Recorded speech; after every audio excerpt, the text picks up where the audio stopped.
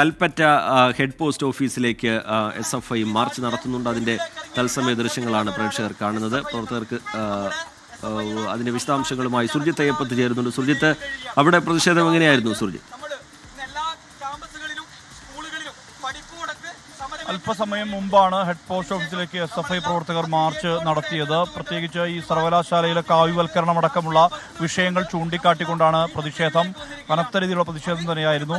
SFIയുടെ ജില്ലാ ഭാരവാഹികളായിട്ടുള്ള സാന്ദ്ര, അതോടൊപ്പം തന്നെ ആദർശ് എന്നിവരുടെ നേതൃത്വത്തിലാണ് മാർച്ച് നടത്തിയത്. മാർച്ചിന് ശേഷം ഇപ്പോൾ ധർണ നടത്തുകയാണ് SFI പ്രവർത്തകർ. വൻ പോലീസ് സന്നാഹം ഇവിടെ നിലയുറപ്പിച്ചിരുന്നു. പോസ്റ്റ് ഓഫീസിന്റെ മുൻഭാഗത്ത് ബാരിക്കേഡുകൾ വെച്ചുകൊണ്ടാണ് ഇത്തരത്തിൽ പ്രതിഷേധത്തിന് തടയിടുക എന്നുള്ള ഉദ്ദേശത്തോടുകൂടി പോലീസ് എത്തിയത്.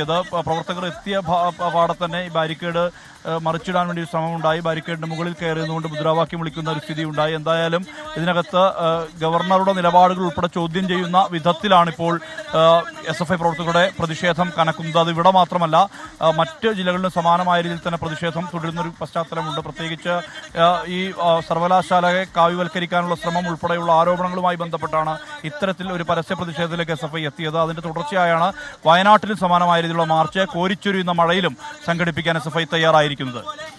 ശരി, സുർജിത്ത് അയ്യപ്പത്ത് വയനാട്ടിൽ നിന്ന് വിവരങ്ങൾ നൽകുകയായിരുന്നു. വയനാട്ടിലും SFIയുടെ പ്രതിഷേധം ഉണ്ടായി. കൽപ്പറ്റ ഹെഡ് പോസ്റ്റ് ഓഫീസിലേക്കാണ് SFI പ്രതിഷേധ മാർച്ച് നടത്തിയത്.